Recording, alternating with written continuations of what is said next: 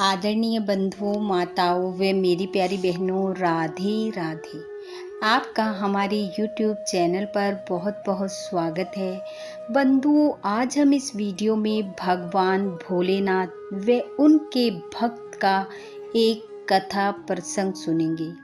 कथा प्रसंग सुनने के बाद यदि आप हमारे चैनल पर नए हैं तो हमारे चैनल को सब्सक्राइब करें, बेल आइकन को प्रेस करें ताकि हमारी वीडियो के नोटिफिकेशन सबसे पहले आप तक पहुंचे। वीडियो को शेयर व लाइक भी जरूर करें। बंधुओं, दुख संकट का समय आने पर मनुष्य अधीर हो उठता है और उसे ऐसा लगता है कि ये समय कभी हटेगा ही नहीं। परंतु बंधुओं, ऐसा नहीं है। ये दुख या मुश्किल का समय परमात्मा की ओर से हमारे लिए परीक्षा का समय होता है और यदि उस परीक्षा की घड़ी में मनुष्य धैर्य, हिम्मत और हौसले से काम ले तो वह उस परीक्षा में पास हो जाता है और भगवान अपने ऐसे भक्त पर शीघ्र ही प्रसन्न होकर उसकी मन की इच्छा को पूरा करते हैं। इसलिए कभी भी मुश्किल का समय आने पर परमात्मा को दोष नहीं देना चाहिए, बल्कि हिम्मत और धैर्य से उसे परमात्मा की मर्जी समझकर स्वीकार करना चाहिए। बंधुओं, बात सतयुग के समय की है। एक बार दो साधु महात्मा आपस में वार्तालाप कर रहे थे। एक महात्मा दूसरे से बोला, बहुत समय हो गया नगर नगर, गांव गांव, जंगल जंगल फिरते हुए। अब एक स्थान पर रुककर महादेव का ध्यान करना चाहिए, उनकी भक्ति करनी चाहिए। पहले महात्मा की बात का उत्तर देते हुए दूसरा साधु महात्मा बोला, हाँ, बस अब तो जीवन का एक ही लक्ष्य है कि किसी तरह महादेव के दर्शन हो जाएं।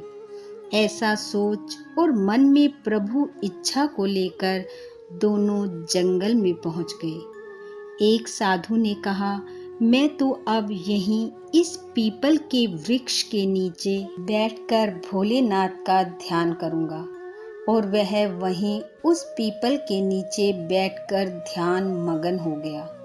दूसरा साधु कुछ दूर चला और एक वट वृक्ष के नीचे तपस्या करने बैठ गया। महादेव को प्रसन्न करने के लिए तप करते करते उन्हें कई दिन, कई महीने और कई साल बीत गए, लेकिन उन्हें महादेव के दर्शन नहीं हुए। एक दिन पृथ्वी लोक का भ्रमण करते हुए नारद जी तप कर रहे उस साधु के पास पहुँचे और साधु से पूछा, किसकी भक्ति कर रहे हो और क्या चाहते हो? नारद जी को अपने सम्मुख देखकर साधु ने हाथ जोड़कर नारद जी को प्रणाम किया और कहा, नारद जी, अब तो जीवन की एक ही इच्छा है कि महादेव के दर्शन हो जाएं। हे नारद जी, आप तो तीनों लोकों में बिना रोक टोक कहीं भी आ जा सकते हो। क्या आप महादेव से पूछकर बता सकते हो कि वह मुझे कब दर्शन देंगे, मेरी इच्छा कब पूरी करेंगे? नारद जी ने कहा, हे साधु महाराज, मैं तुम्हारा ये संदेश अवश्य महादेव तक पहुंचा दूंगा। ऐसा कहकर नारद जी चल पड़े। थोड़ी दूर आगे जाने पर उन्हें दूसरा साधु वट वृक्ष के नीचे तपस्या करता दिखाई दिया। नारद जी ने उससे भी वही प्रश्न किया और उसने भी वही कहा जो पहले साधु ने कहा था। नारद जी ने उसे भी वही उत्तर दिया और देकर उत्तर वह चल पड़े। पहुंच गए कैलाश पर भगवान भोलेनाथ के पास। नारद जी को आया देख महादेव ने पूछा, कहो नारद जी, कैसे आना हुआ? नारद जी बोले, प्रभु, पृथ्वी लोक का भ्रमण करके आ रहा हूँ। वहाँ पर आपके दो भक्त आपका दर्शन करने के लिए तप कर रहे हैं।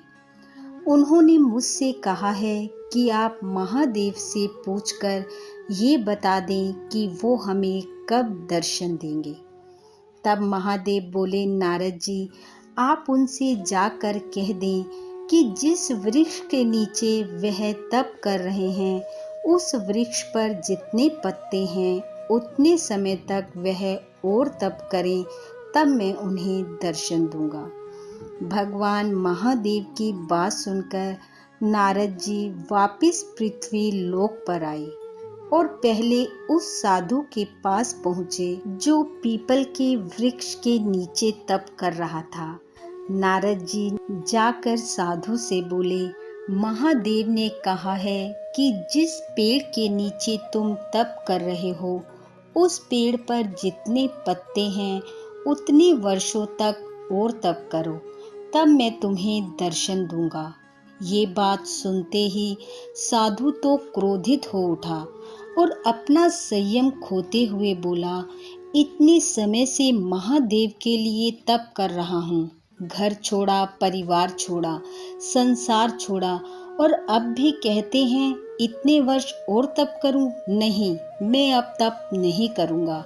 ऐसा बोलते हुए क्रोधित हो वह साधु वहां से चला गया।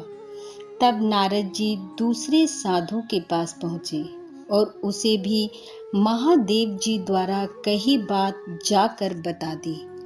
नारद जी के मुख से ऐसा सुनते ही वह साधु खुशी से नाचने लगा, भाव विभोर हो उठा और आंखों में अश्रु भर नारद जी को प्रणाम करते हुए बोला, आप मेरे लिए महादेव से मिलने की उम्मीद बनकर आए हैं।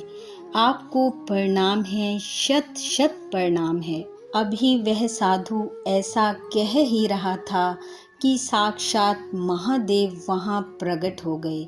भगवान को देखकर भक्त के आश्चर्य का ठिकाना न रहा।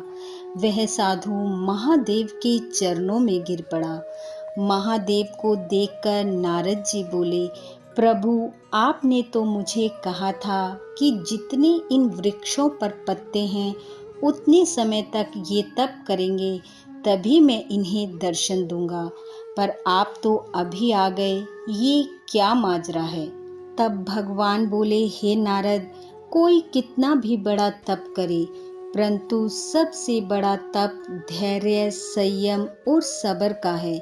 जिसने अपना संयम खो दिया वह सरोवर तक आकर भी प्यासा ही लौट जाता है, और जो अपने धैर्य को बनाए रखता है वह एक ना एक दिन वो भी पा लेता है जिसकी उसने कभी कल्पना भी नहीं की होती।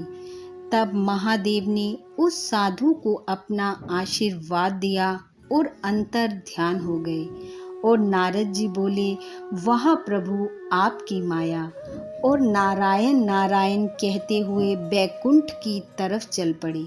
इस प्रकार बंधुओं, जो मनुष्य विपरीत परिस्थितियों में भी अपना धैर्य और संयम बनाए रखता है, वह महादेव की कृपा से एक ना एक दिन सब कुछ पा लेता है। हम सब सोचते हैं आज ही कुछ हो जाए, ऐसा नहीं होता।